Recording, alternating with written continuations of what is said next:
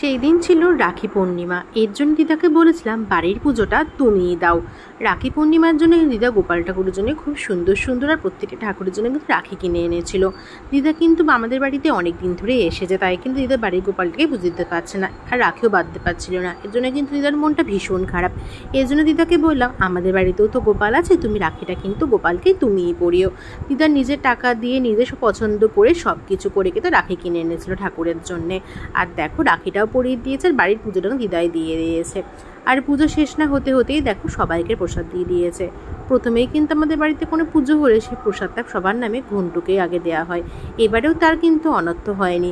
পুজো শেষ হতে না হতেই প্রথমেই প্রসাদটা কিন্তু ঘন্টুকেই খাওয়ানো হয়ে গেছিল। তারপর দিদিকে দিয়েছে, তারপরে আমাকে দিয়েছে।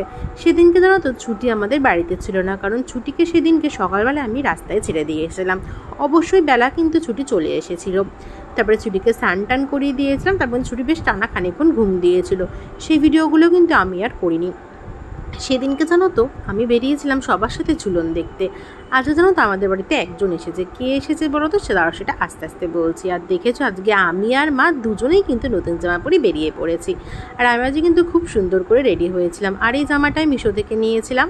সেই জামাটা লোভ সামলাতে পারিনি, সেই জামাটা পরে ফেলেছি। আর দেখেছো দাদু এসেছিল আজকে আমাদের বাড়িতে। আমাদের নবদ্বীপে প্রত্যেকটা অলিতে গলিতে এতটাই ঠাকুর, দাদু কিন্তু হাত জোর করে যাচ্ছিল আর বারবার এক কথা বলছিল, তোদের নবদ্বীপে যদি আমার জন্ম হতো বা আমি যদি এখানে থাকতাম সারাদিনই মঠ মন্দিরেই বসে থাকতাম। তোদের কত আশেপাশে কত মঠ মন্দির, কত ঠাকুর। দাদুর কথাটা শুনে কিন্তু ভীষণ ভালো লাগছিল। আর দেখেছো বলতে বলতে কিন্তু আমরা ঠাকুর দর্শন যেখানে করব সেখানে চলে এসেছি। সত্যি কথা বলতে গেলে এর আগে কিন্তু কখনোই এখানে আসিনি। এবারে কিন্তু আবার নতুন আসা হয়েছিল। নবদ্বীপে থাকে এই জায়গাটাতে কখনোই আসা হয়নি। সন্ধান পেয়ে কিন্তু এসেছিলাম এই প্রথমবার। এটা মোটামুটি কিন্তু অনেক আগেই হয়তো উদ্বোধন হয়ে গেছিলো। সত্যি কথা বলতে গেলে যে জিনিসটা জানি না সেই জিনিসটা নিয়ে কথা না বলাই ভালো। আমি জানি না কবে কি হয়েছে, কিন্তু নতুন হয়েছে জানতে পারি আজকে এসেছিলাম টোটো গাড়িটার সাথে। আর ওখানে গিয়েই দেখছি অনেক বদ্রিরাজ পাখি। বদ্রিরাজ পাখি কিন্তু মামার বাড়িতেও আছে, অনেক বদ্রিরাজ পাখি। তো তারপরে দেখো মন্দিরে ঢুকে পড়েছি। আর প্রথমে ঢুকে যেটা আমার নজর কাড়লো সেটা হলো এত বড় একটা জগন্নাথের মূর্তি। তারপরেও কিন্তু ওখানে বেশ কয়েকটা ঠাকুর ছিল। এখানে ছিল রামশিলা। আমি জানি না জিনিসটা কি। সত্যি কথা বলতে গেলে যে জিনিসটা জানি না সেই জিনিসটাই না কথা বলাই ভালো। আর সেদিনকে দেখছি মন্দিরে রাধা কৃষ্ণ, আশেপাশে যে সখীগুলো আছে ওদেরকে, এখানে মহাপ্রভু আরেকটা কি শিলাটিলা ছিল, ওগুলোকে কিন্তু ভীষণ সুন্দর করে সাজিয়েছিল। আর যেখানে ঠাকুরগুলোকে রেখেছিল সেই জায়গাটা কিন্তু ভীষণ সুন্দর করে সাজিয়েছিল। দেখতে কিন্তু ভীষণ সুন্দর লাগছিল। এটা মনে হয় যত সম্ভব নারায়ণশিলা। আমি জানি না, তাই আর বললাম না।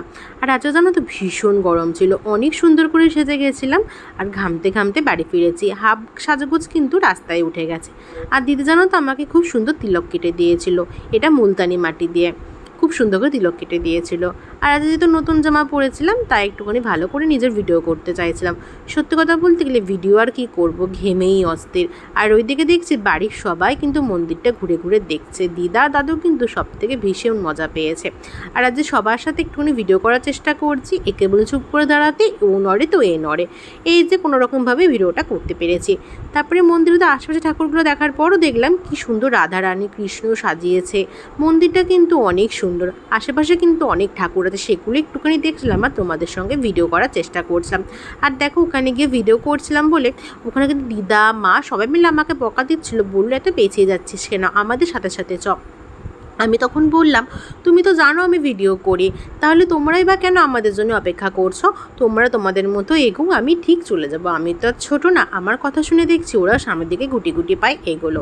আর আমি দেখো আমার মতো এদিক সেদিক করে ভিডিও করার চেষ্টা করছিলাম, যেটুকু পেরেছি সেইটুকু। আজকে জানো তো খুব গরম ছিল, তার মধ্যে মুখে মেকআপ করেছি, এর জন্য কিন্তু গরমটা আমার একটুখানি বেশি লাগছিল। অন্যদিন কিন্তু রাস্তায় বেরোলে বা এদিক ওদিক গেলেও কিন্তু এতটা মেকআপ করি না, যেহেতু ভিডিও বানাবো। আর আজকের দিনটা যেহেতু স্পেশাল একটা দিন, ভিডিও করব। ভিডিওটা যেহেতু সারা জীবনকার জন্য আমার একটা স্মৃতি হয়ে থাকবে বলে কিন্তু সুন্দর করে রেডি হওয়া। আর নতুন জামাটা ভাবলাম যে আজকেই পরি।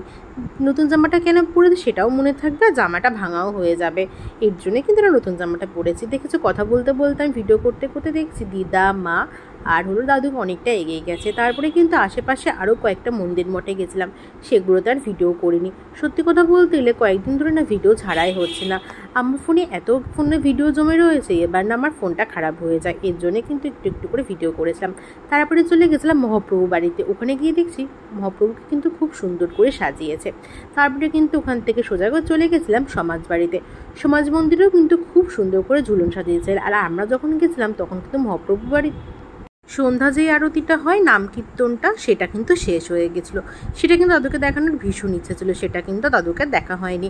আর আমরা যখন সমাজবাড়িতে ঢুকেছিলাম তখন কিন্তু সমাজবাড়িতে সন্ধ্যা আরতি হচ্ছিল। সত্যি কথা বলতে গেলে সমাজবাড়িতে এখানে ভিডিও করতে একটু সংকোচ বোধই করছিলাম।